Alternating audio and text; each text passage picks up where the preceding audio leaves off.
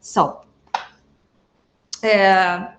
social network analysis is starting being a methodology for, especially for social scientists, also for many other disciplines, but historians have very recently started to use social network analysis in their everyday research. Despite this novelty, in the past decades, in the 21st century, we see an exponential growth of scholarly publication using social network analysis in history. And there you have a statistical of the number of social network analysis applied to history. And we have a lot of new publication. We have, for instance, the very new, but very also consolidated now, Journal of Historical Network Research that publish, I think it's 1 or 2 numbers, I don't remember now, every year with very interesting studies applying social network analysis to history, to historian studies. And we have a lot of projects, the Connected Past, that is about archaeology and social network analysis. Mapping the Republic of Letters, that was another project that used a lot of social network analysis in the studies. These networks are based on Voltaire's letters in the 18th century to see the span of Voltaire's letters. So we have not tons of studies, but we have many new studies using social network analysis. The preliminary project, that is a project based on 𝗏𝗁, that is in Canada, but it's about the Spanish Golden Age. And for instance, they built networks based on the preliminary text on Golden Age Spanish literature. So all the dedicatories, the printing information, and they build the networks using that information that gives you a new perspective about the construction of the literary canon in the Spanish Golden Age. So we're learning a lot. Today I'm going to explain what is a network, but especially the origins of social network analysis, how historians has reached to study network analysis. I'm going to explain the basic concepts and ideas, how to use it in history, and then I will show you some of the results or preliminary results of some of the studies I've done, or I've done with 𝗵𝗇 Cachero, that is my partner in this networks adventure.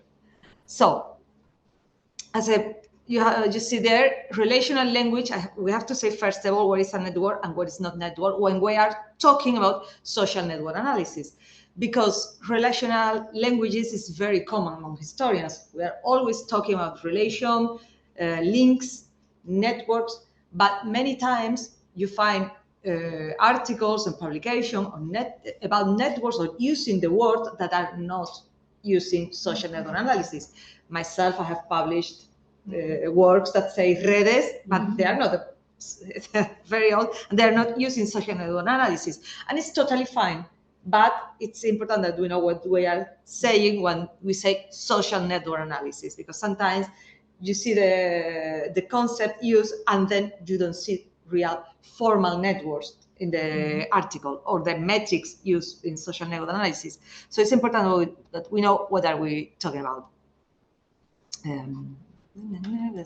Okay, about the origins of social network analysis.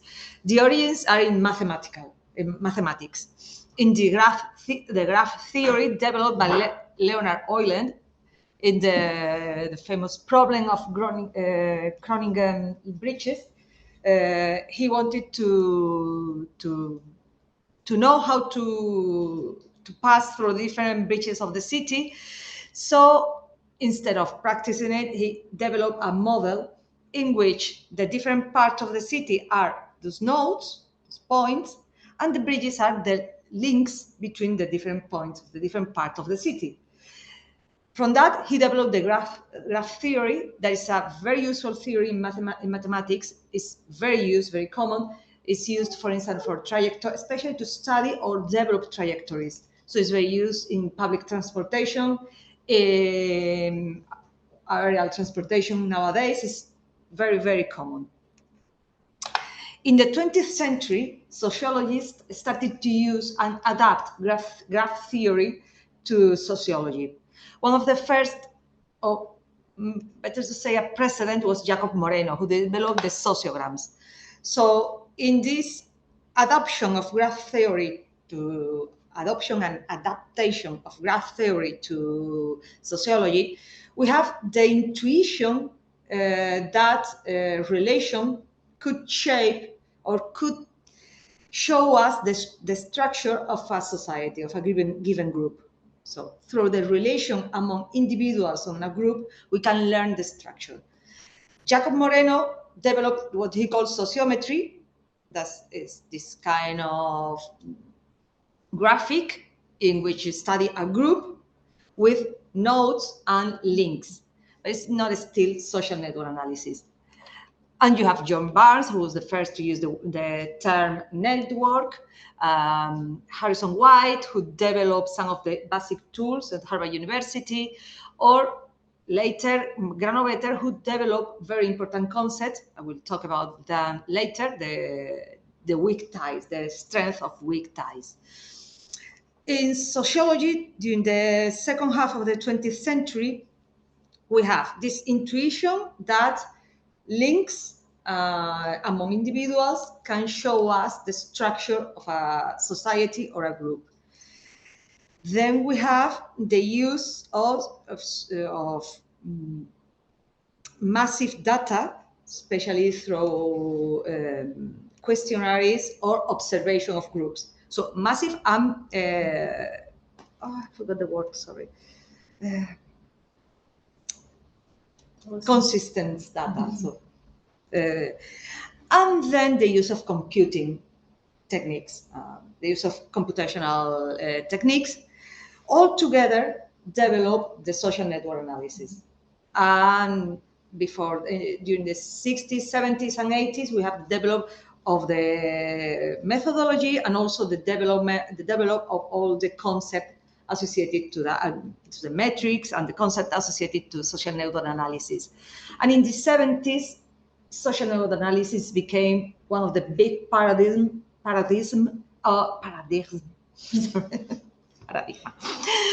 of sociology. So it was widespread.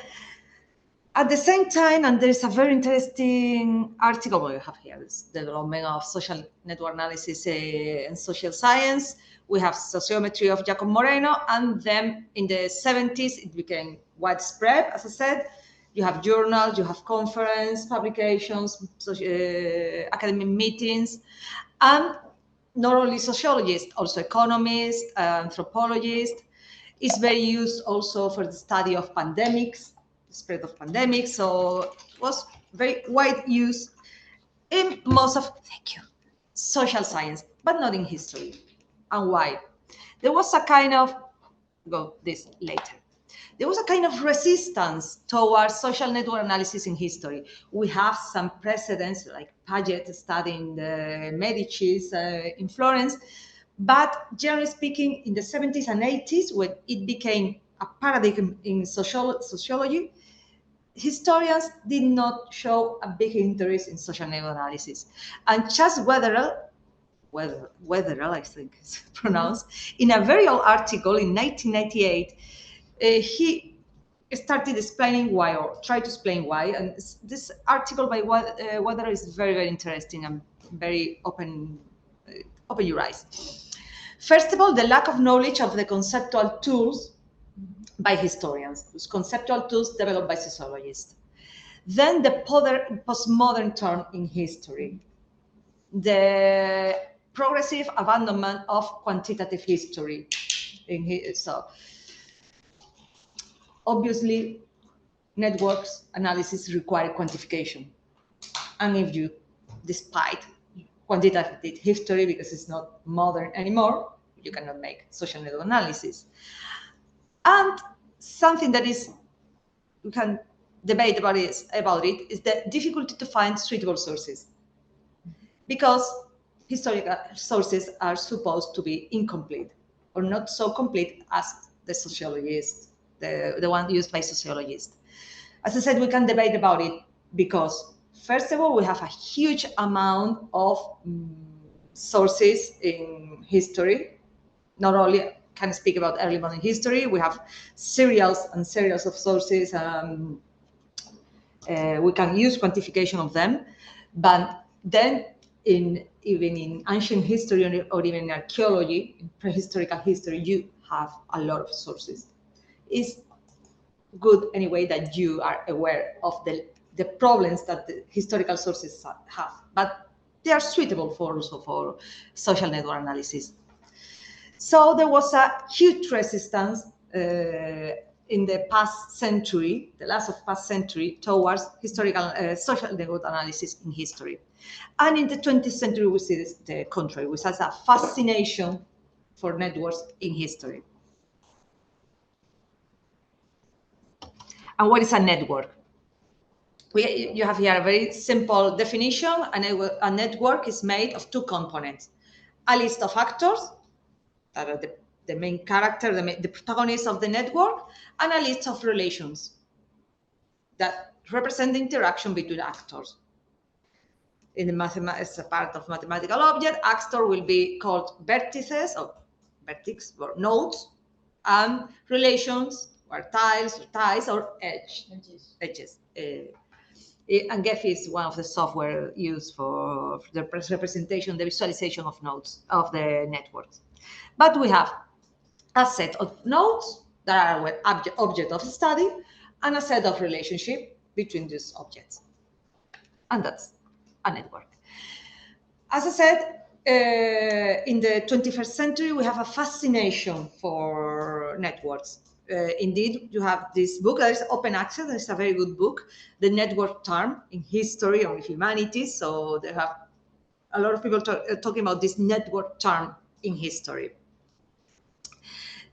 Why this network term is produced? First of all, because we are starting to use all these computational tools, and we have digital humanities that approach us to the use of these computational tools and to social network analysis. So we are not so afraid as before. We are not so scary about computing as before. And then also because we have the return of the individual to history. Historians, now we focus a lot on agency. And when you focus on agency, you also focus on the relationship of the individual you are studying. So as a natural evolution of that, you turn to networks. I'm sorry, this quote is in Spanish. I promise, I promise you an English PowerPoint, but I love this quote by 𝗵𝗂 𝗪𝗂, that is a professor at the University of País Vasco in Spain, who talk not about social network analysis or historical network analysis, but about a huge framework that would be relational analysis. So he said that relational analysis is a historical analysis or a historical research that depart from the study of relationship among individuals. And then you can apply social network analysis, but you can also apply microhistory or any kind of methodology, because that's a very important thing also. Social network analysis, I'm not here to convert anyone to the use of social network analysis. Relax. No. It's just another tool to be used by historians when it's useful. Sometimes it's useful, sometimes it's not. So we don't think, on the contrary to sociology, we don't think, Montserrat and I, we have discussed this a lot, we don't think this is a paradigm in history. The study about the individual term or the agency term might be a paradigm in history, but social network analysis is not a paradigm. It's not our idea of how history is. It's just a methodology that is very useful. Sometimes it's not useful. It depends on the sources and the questions that you have. But if you have the sources and you have the question, it might be a very good methodology, a very useful methodology, and it's good in that sense to know the concept, the basic concept, in order to profit from it. So what is networks theory in history, or what is good, why it's good for us? Because it focuses on interaction, flexibility, and dynamism. Social network analysis, as I put there, is concerned with the study of relationship between a defined set of elements. Those elements might be people, individuals, that's the normal thing. That's what sociologists do. They study individuals, they study people. But in history, you can also study groups, organizations, countries, even events or objects. Your nodes, your elements of study might be archaeological sites, maybe groups. I was attending a conference one in which the nodes were international treaties. Can be cities, it can be objects, so many things. It's quite open in that sense. Unlike traditional analysis or the more structural analysis, in which people was divided in nations or in gender or in professions, and you have all the Italians, all the French, all the Spanish, or you know, or the different, or the merchants, or the printers, or whatever. Now the analysis focus on relationship, and that gives you a lot of flexibility. That kind of analysis. For me, it has been really opened my mind, because when I wrote my thesis many years ago, and I have my set of hundreds of booksellers, book merchants, and printers in Seville in the second half of the 16th century, and I have like 300 individuals, book professionals, because then I have, no, maybe 1,000 or more individuals related to them in different ways, from their spouses to people that were in debt with them, everyone. I divided them, for instance, in nationalities, and I have a chapter or whatever in my thesis about foreigners in the civilian book trade. But that analysis was not deep enough. It didn't explain what happened. And for instance, you remember, I'm sorry for the ones who are listening online because we weren't here yesterday, but I was speaking about a family of international printers and booksellers. How can I say that Portonaris are French or Italian or Spanish? Because they are all of those things. I cannot really say that they were foreigners, although they were foreigners. So if your analysis is apart from a given an attribute or an structure, it's not flexible at all.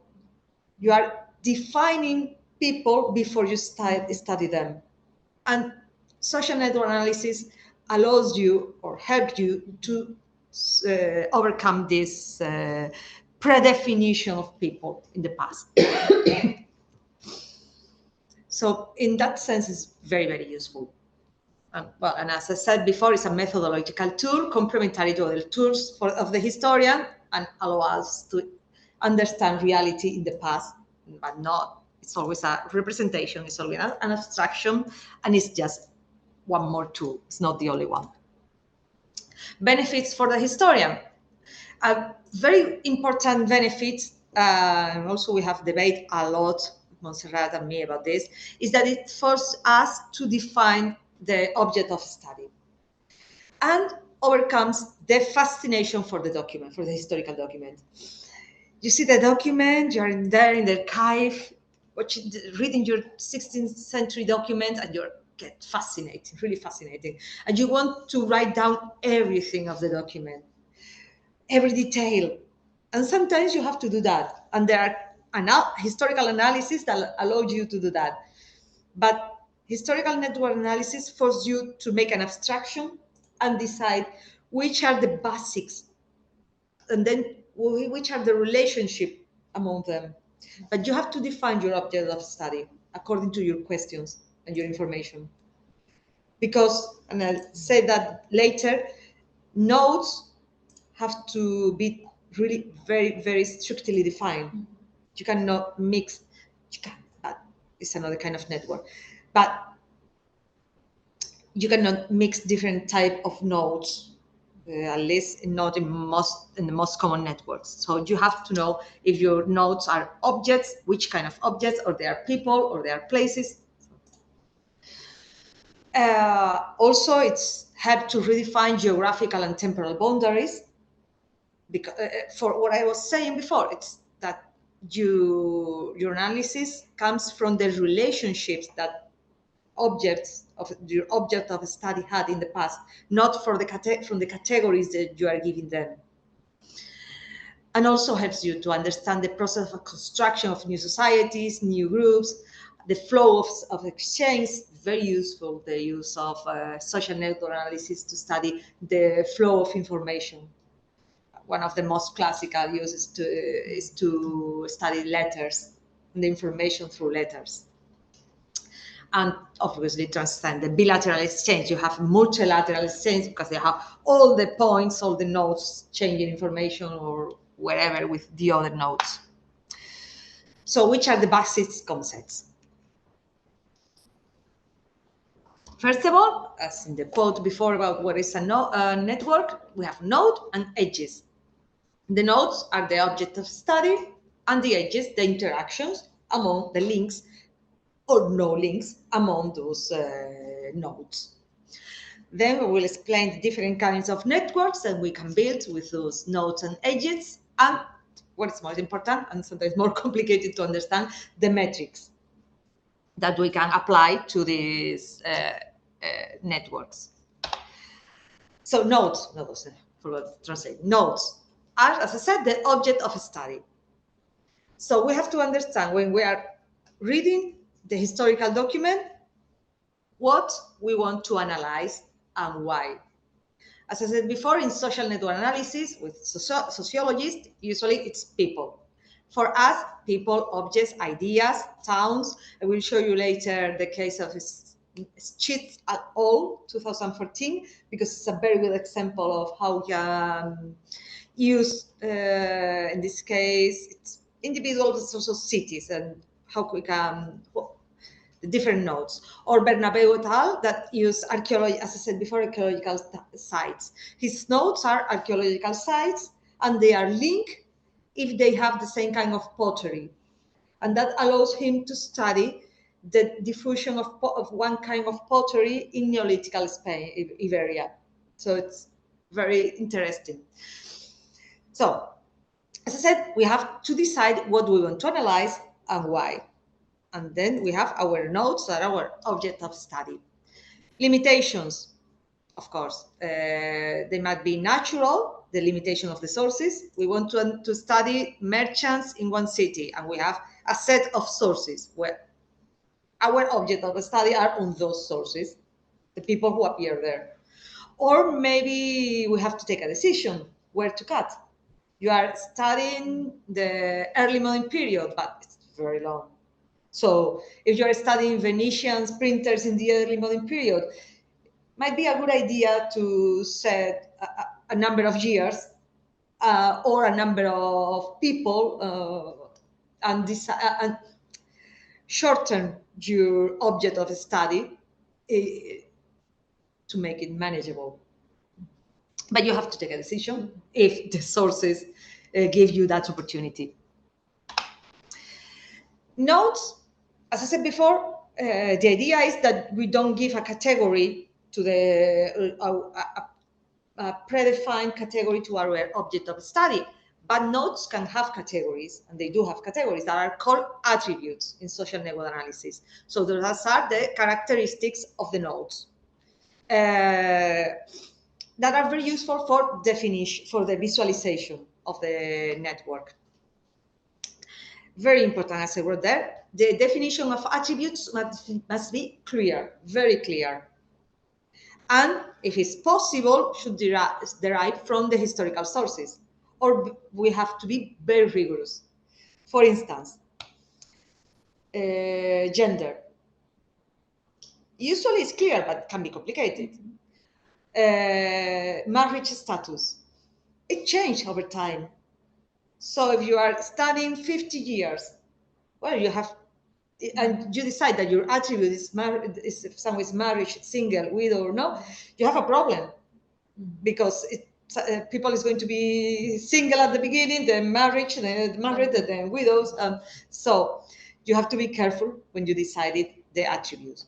And also you can use only a few kind of attributes. Nationality, it can be also problematic, because in the early modern period, and we tend to do that, but it's a problem because we tend to use nowadays categories, and we say Italians. What is an Italian in the early modern period? Did they ever exist? Yeah and no. So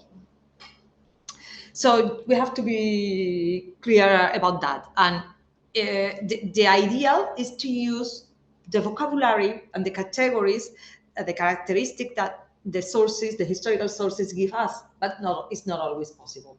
So if it's not possible, it's better.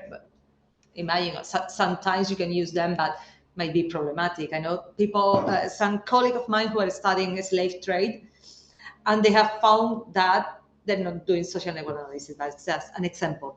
They have found that in some academic places it's problematic to use the word negrero. That was the Spanish word for slave traders in the early modern period. But it has become a problematic word. So you have to be careful with that kind of things, no? So, but you have to be careful and rigorous. In this case, for instance, this network, the color is the attribute. This case is the nationality, the nation. The sources of the notaries, this is by 𝗵𝗪 2018, and he's studying a set of Venetian and other traders in the Moyen Orient and in the Roman period in the Orient. So all these colonies that Venetians and Genoese has in the Orient. The black are the Venetians. I think don't remember the colors. I think light green were the Sultan's subjects, and then you have also. So yes, by watching the networks, you know who is there, the attribute. The attribute, as you see here in the software, the social network analysis software, are represented with colors and shapes. That's a limitation, because you cannot have 1,000 different colors and 1,000 different shapes. Usually you can define like 2, 3, 4 attributes, maybe 2 attributes, and within each attribute, no more than 4 categories. So if your attribute is nationality, you can have 4, 5, 6 nationality tops. If your attribute is, I don't know, profession, well, or you can, in the same network, you can use profession and nationality. Like, I think I have an example here. Yeah, land and profession. So the shape means the profession. Color means where these people is ubicated at that moment. As you can see, you cannot use 1,000 professions. You cannot have 10 or 15 professions, because you can understand. In that case, you won't understand anything in the network. So this is a limitation, but it's good to know that you can give attributes. Another limitation is that depending on the software, you can use the shape or not. 𝗵𝗪, that is the software that we use more nowadays because it's free and makes very interesting network, but very beautiful networks. The visualization is very clear, and also the metrics are very clear and easy to get. Doesn't allow to change the shape of the nodes. So you can also use color, so you can also use one kind of attribute. The edges, that is the other basic element of the networks. The edges represent the interaction between nodes. And it's the edges are the one that give us the structure of the network. It's like Lemercier said, the edges help us to find structure in a mess, in the mess that is the reality, always. So with the edges, we represent relationships, all kinds of relationships, political, religious, economical, social, familiar, national, wherever. Just remember always that a network is an abstraction from reality. It's not reality itself. So we need to select the information that we want to represent and we want to measure. Because that's a very good thing in social network analysis, that it allows you to visualize, to represent the network, and also to measure them. Sometimes you do just one thing or the other, or sometimes you do both things, but you have that opportunity. But yet, it's an abstraction and you always have to select, otherwise you get an spaghetti monster. And I think I have one here. There's these kind of things. I think this is from Facebook data or something like that. But here you understand nothing. So it's good to select. It's always good to select. That's also a good thing that help us, as I said, to overcome this fascination for the past, from the information, from the sources, the historical sources. So you need to concentrate. You need to disaggregate the information, and that's a very, very helpful exercise for historians. So, well, it's just ultimately all the same, no? It's abstraction and modeling.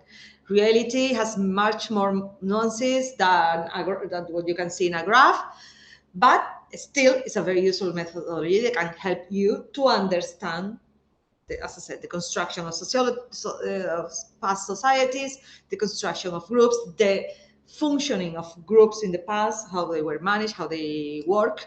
So it's very useful, but we have to remember that it's just a complementary tool and that is an abstraction from reality. As I said, edges represent the relationship between nodes, and they can be according to what kind of edges we have. Networks can be directed or non-directed. There is a errata, sorry. Directed if the information or the relationship goes from a node to another, and non-directed if we don't want to represent the flow of information, merchandises, ideas, or money, or whatever. For instance, when we work with letters, it's very common to have directed networks because you represent the flow of information. Especially in historical letters, it's very common to have just one set of the letters and don't have the answers. But sometimes you have part of the answer, so you can see multi-directions in the same network. Directions might also be very useful to visualize the payments. For instance, with traders, but you can visualize that, or movement in when you want to represent migration, for instance. So it can be very useful, but it's not necessary. You can have also non-directed networks. And here you have an example of these letters and the flow of information among intellectuals in the early modern period through their letters. As you can see, nodes can be bigger or smaller. That depends on metrics that I will explain later. Directions help us to understand the communication flows and help us to understand who controls the information within a group. If you see these two groups, in this one, the node in the middle controls the flow of information. So if you take him out, you create a structural hole, and information won't flow among the other groups, the other members of the network. But in the other network, information flows everywhere, and really everyone is more or less able to find the information among them. So this is more cohesive group than the other. Here we can imagine that the boss can control the other and not here. So it's very useful to understand these flows of information. This was the one I was telling you before. I don't know how to pronounce this surname. It's written anyway. Anyway, this is it's a very interesting article in which the authors analyze the evolution, so how they analyze the geographical, the intellectual map of Europe in 2000 years. Their notes are people, or really more than people, cities or towns. They take intellectuals, so writers, artists, from ancient Europe, from the ancient times, to the present. The notes are the towns where people, or those intellectuals, are born and where they died. So the edge, the tie, that the link between those two towns is the person, because sometimes you die in the same place where you were born, but quite often you are born in a place and then you move to another. If you are an intellectual, you will be attractive to some places when you can have a living from your intellectual profession. So you see here how it evolved, because usually it's, I mean, if you move to another place, you usually are going to die in the place you are working. So if you take a very small set of notes, you cannot make a real study. But if you take a huge, as they did, I don't know if it were maybe 2,000 notes or something like that or more. It's a lot of notes what they have here, a lot of individuals, sorry, what they studied here. Well, you can see these historical trends, and you can see the importance of Rome in antiquity, in the medieval times, and then how North Italy, and especially Paris and London, are growing in importance, because intellectuals tend to migrate to those places, so they more often died on that places. So the visualization of this birth-death networks dynamics of a meta-narrative of cultural history, and you can see how the intellectual map of Europe is evolving through time. So as I said, for historians, notes can be people, but in this case, the ties are people, the link are the people. Is the biography of the intellectual is the link among two. Trajectory. Exactly, the life trajectory. So it's a very flexible tool and a very flexible methodology. Those relationships among nodes, the ties, can be measured and defined. And how we decide and we measure them? Well, the most easy way, it's a binary relationship. Yes or no, 0 or 1. You and me, we have a relationship. There is a link between us. We don't, there is no link between us. So that's the easiest way to do. But you can also add ranking or a value to this relationship. In history, well, yes, no, it's always possible. You can always see if you have or not have a relationship, or the kind of relationship that you want to study in a particular case. But you can also try to understand the strength of those relationships by giving them a number. So how you use that? But you can use the number of years in a relationship. You can use I use once the number of editions, for instance. So you can try to measure those relationships and add a value. If you are studying trade or exchange, the link, the measure of the link, the weight of the link can be the quantity of the transaction. Obviously, you cannot use 1, 2, 3, 4, 5, but you can make rankings. So between 1 and 20 ducats, the weight of the relationship is 1. Between 21 and 40 ducats is 2.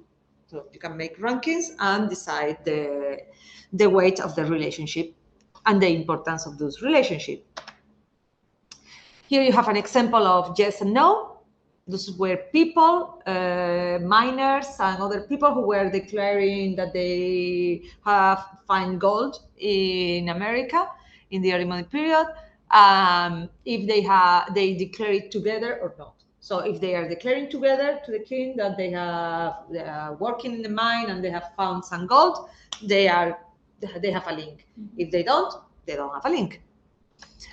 Or in this case, that was the one I prepared for 𝗚𝗏. This is, you have one node, that is the author, Martín de 𝗚𝗏. There is a kind of artificial node, and the other are the cities in which the manual of 𝗚𝗏 was published. And the weight of the link is according to the number of editions. So you can see that you have editions in Spain, you have many editions in Spain, but you have especially editions, you have more editions in Antwerp and especially in Venice. So the numbers of edition was bigger in Venice. So everywhere, but more in Venice. According to which kind of nodes we have make a first classification of nodes, sorry, of networks. Most of networks are unimodal in the sense that they only use one kind of nodes. All nodes have people, all nodes are objects, all nodes are places. That's the easy way to do it. Then you can have bimodal networks in which, for instance, one nodes can be two things, can have two natures, people and books. Towns and objects. Those are difficult to visualize, especially depending on the software. I've tried, and I'll show you now an example that I did last year. For instance, in the case of Gephi, that doesn't allow you to use different shapes for nodes, it's very difficult to visualize bimodal networks. But sometimes they are very useful. But they are tricky, they are problematic. And then you have multimodals in which you can have more than two types of nodes. I've never seen one in historical nodes, the networks, but they might exist. That's according to the nature of the nodes. And then according to the perspective that you have in the network, you can have complete networks or ego networks. I'll explain later. So this is a big bimodal networks. The purple and yellow nodes are two people who are writing themselves, and then you have the blue one, the light blue ones are the letters they wrote. What's the point? That here you use a bimodal network, not very useful. I mean, you could say the same without the node, just with the link, but it helps you to visualize that there are four different letters. Or this case in which we have porcelain, so we have objects and places, but they might be complicated sometimes to understand in networks. One of my favorite bimodal networks is this one, in which I have shape and colors, and you have the round gray nodes are people, and the square black nodes are temples. So you can visualize who was going to which temple, and it's and you can see which people were together in the same temples. And this is the example I tried to, but it's a problem also at the end of colors and shapes. I have to find a better software to represent bimodal networks. These nodes, the nodes here represent books and readers. In America, like in 20 years, maybe, or something like that, in the 16th century. Those are from the Bienes de Difunto, that are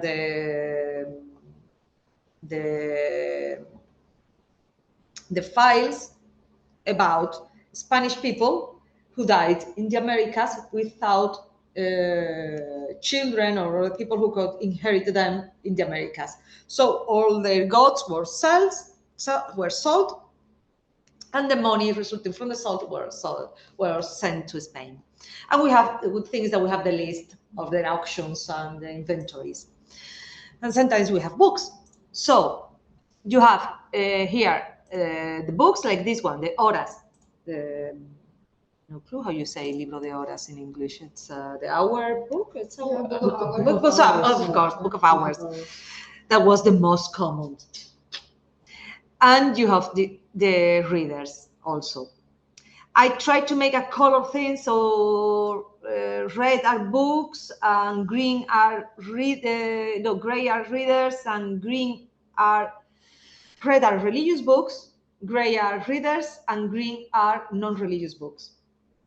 Although we also have the problem of categories, so we have been discussing. It's a very general. It's a first attempt, as I said, but it was also interesting because from this first visualization, it emerged very clearly that the Book of Hours was the ubiquitous, was the most reading book for that readers in America at that time.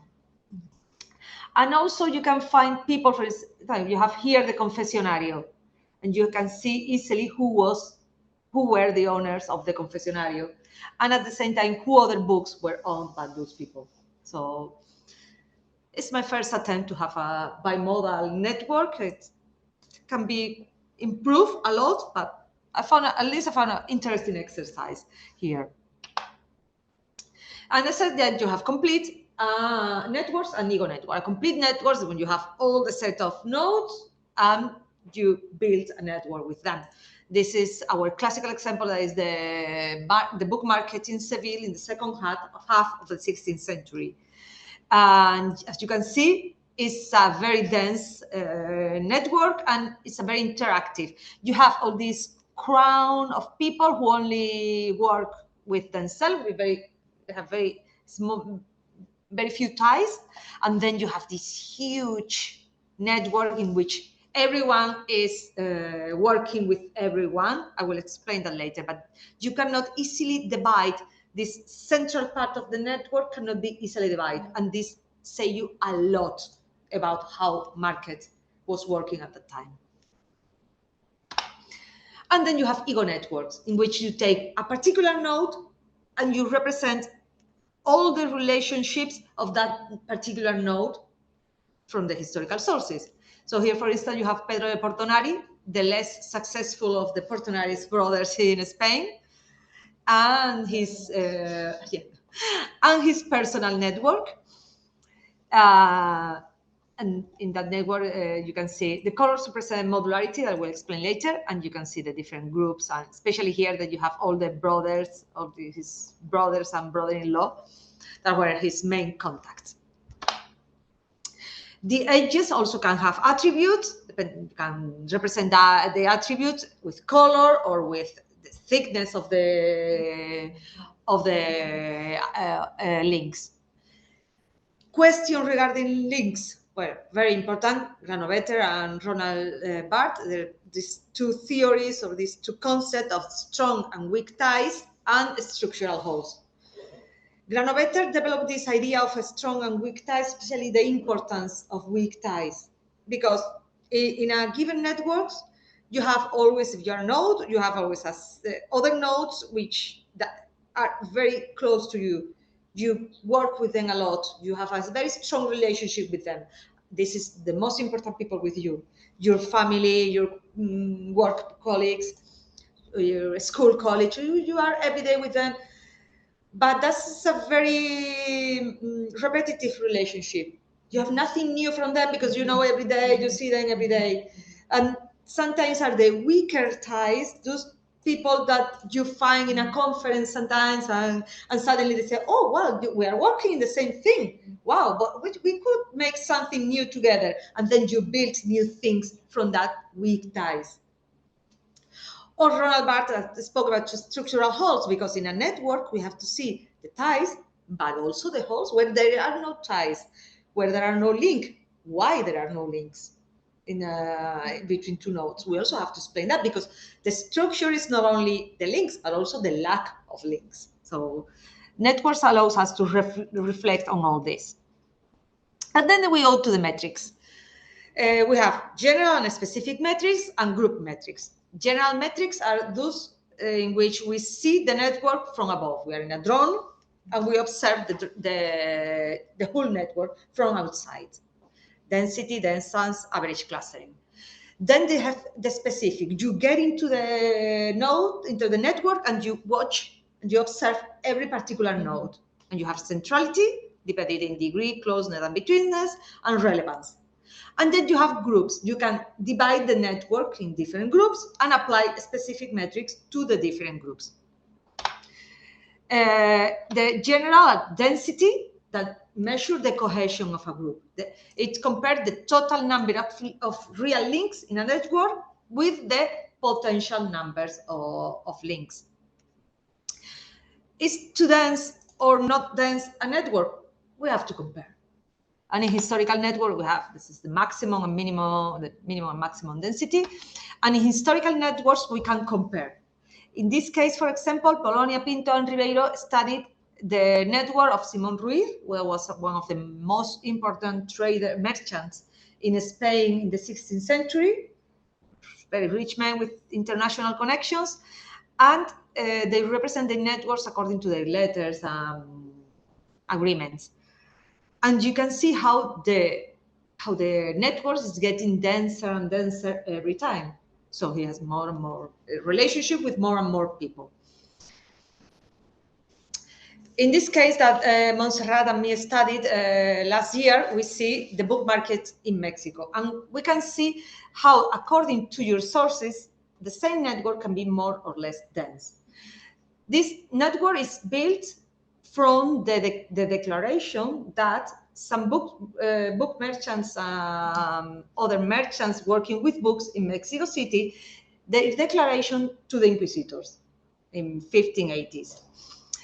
The Inquisition have some questions, so they call them to go to the tribunal in Mexico City and declare who they were and where they were getting their books and who were they trading with. So with that information, we build that. So the only source is the Archivo General de la Nación, the section in Mexico, Inquisition section. And then we have the same people, and we added the notary records from Seville, from Salamanca, and from Mexico. And we see that they have a much more dense network. And we didn't, because we could not do it yet, include Medina del Campo. And it's very interesting because once we will do it next year, and this will become a spaghetti monster, because we see that they have a lot of relations with Medina del Campo, in which many book merchants were foreigners, and they don't want to say that to the inquisitors in Mexico. But as you can see, just adding a provide, the notary records is always, it's not what you declare to the authorities. It's what you are really doing. So it's much more dense, the interaction. You have much more interactions in this. The distance measure the path, the average path, how many steps you have to give to reach another node. It's this 6 degrees of separation, this theory that says that we are linked with six steps. You have famous 6-degree experience of this idea of Milgram that we're in a small world. And it's very interesting to test that on past networks. I already have this theory of Kevin Bacon, 6 degrees of separation of Kevin Bacon. We have no time for that. And then the average clustering. One thing. Yeah. So it's more or less 1 hour that you are talking about. Oh my God. Which is amazing. Yeah. It is great. But since we just want to have also just take your time, I don't know, 10, 15 minutes. 10 minutes. I'll do it in 10 minutes. We can engage because I'm sure that we will have a lot of questions and everything that you're doing is amazing and super clear. Yeah. But maybe just to let you know. Okay, thank you. Now, 10 minutes. I always think I'm not going to speak enough and I will speak too much. So it's a family thing. Okay. So, the average clustering indicates us how, if we can divide a network in different. So, an example. You have here the same network I showed you before about the civilian book trade network, in which it's very difficult, if you ignore this outside crown, and you take only the inner group network, it's very difficult to find it. You have here a different group, but it's very difficult to divide. Where do you put the scissors to divide and create coherent groups? Mm-hmm. Instead, in this other one, it's very easy. You have this group, you cut here, and you have a very different group. That is, So this indicates you how cohesive a network is. And then you have the specific methods that apply to each node. And especially you have centrality that measure the relevance of the different nodes. So here you have this kind of centrality. It's show you behavior. You have three very important centrality measures. Degree, that measure popularity. Betweenness, it's about intermediation. And closeness about power.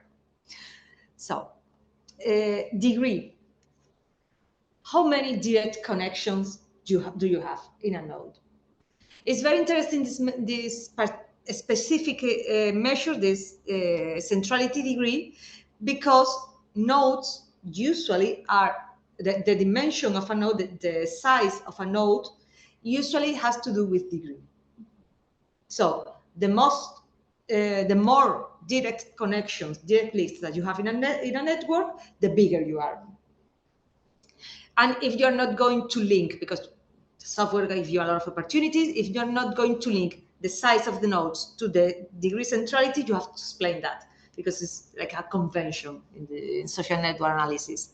So the most links you have, the more degree you have, and the bigger your node is.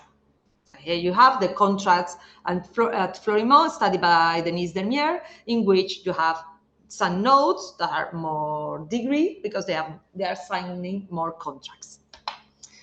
In degree and out degree, because it depends on, again, in directionality. If you have more contracts, more links that are coming to you or out of you.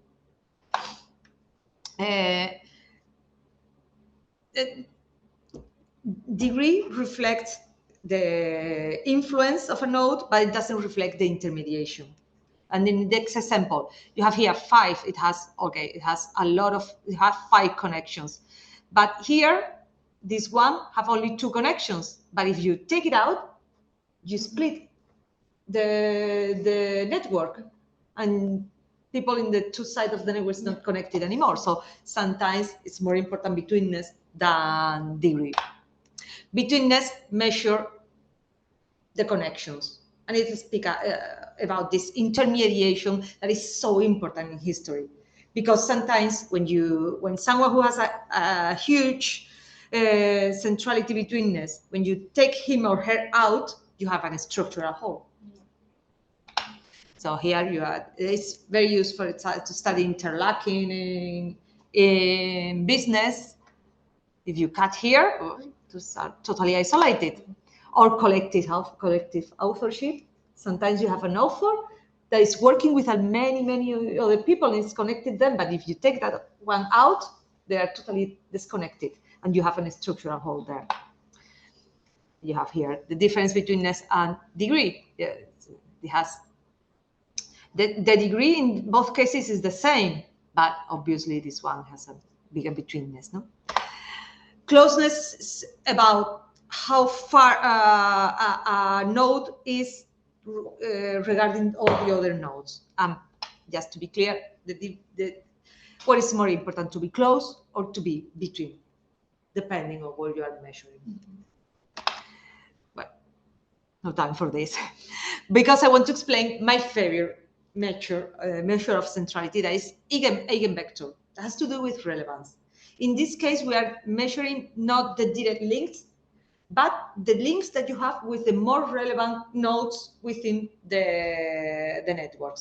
And there is a very clear example. You are on Instagram and you have 1,000 followers.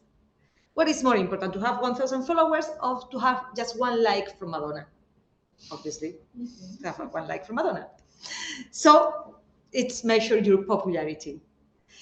In the case of Sevillian book market, we have found, for instance, that one particular bookseller or book merchant, Alonso Montero, has his eigenvector is higher than his degree or centrality or betweenness. Why? Well, he was familiar, that means lay collaborator of the Inquisition.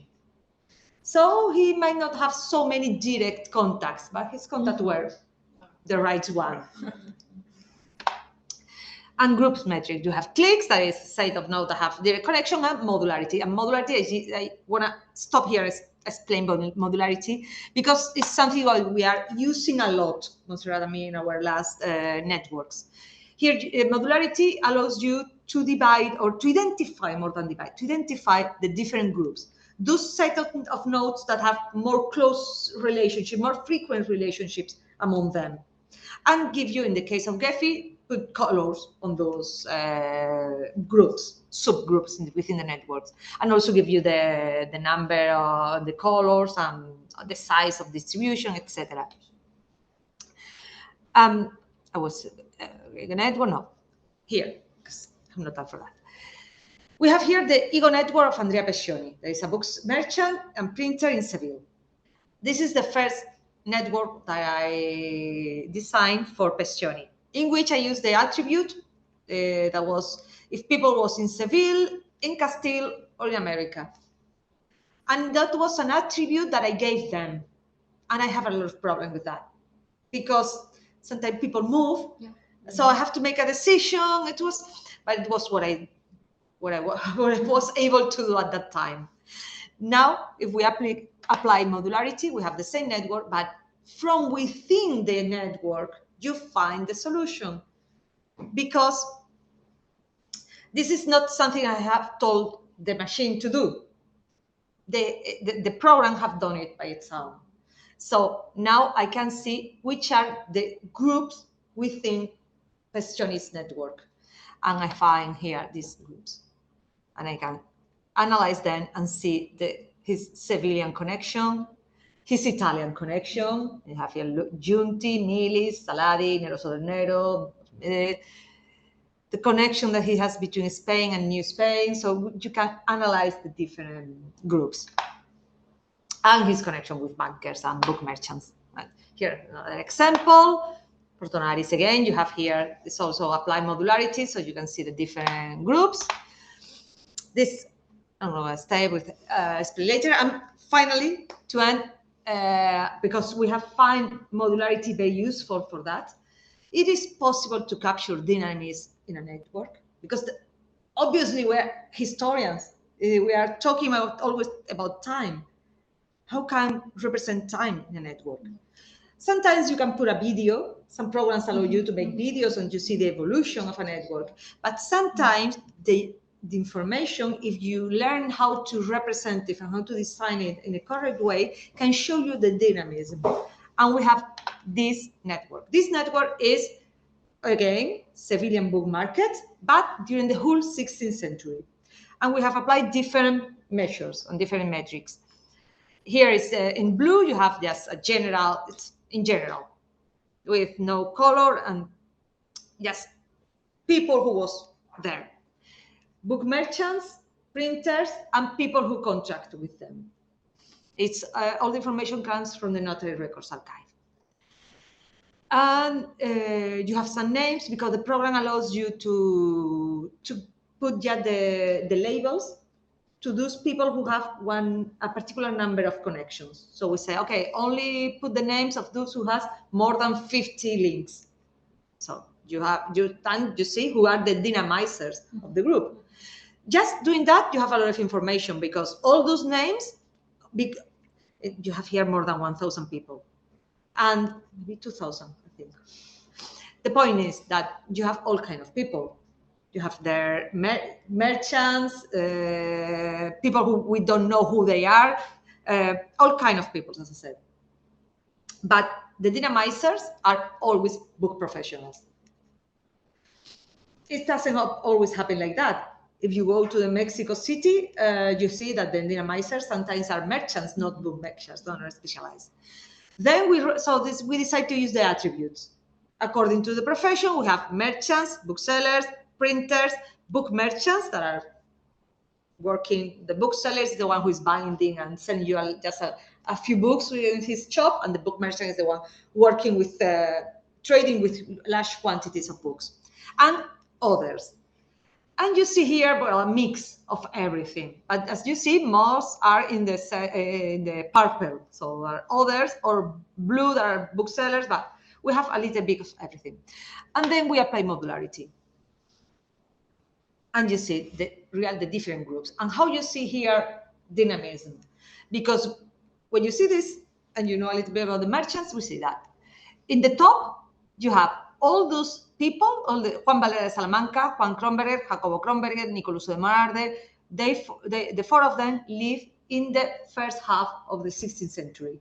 And the two Kronbergers, father and son, and Juan Valera de Salamanca, father-in-law of Juan Kronberger, by the way,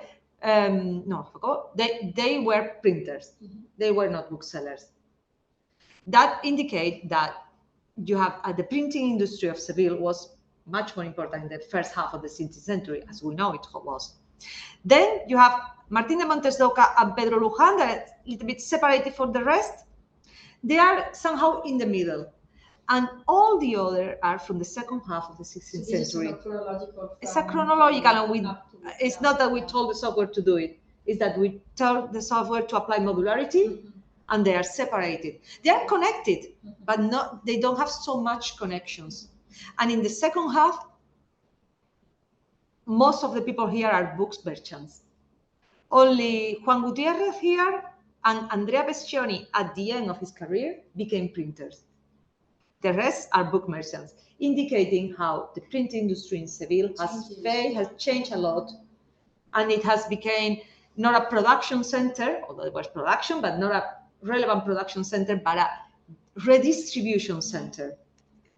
And then you also have the appearance of Dutch or people, Antwerp people. Juan Velero, that is the de Belair from Antwerp, that appears just at the end of the century. So it captured the dynamism of Sevillian book market through the whole century. So you still can capture some dynamism in this network. And very Santayuval's also geographic reference the networks.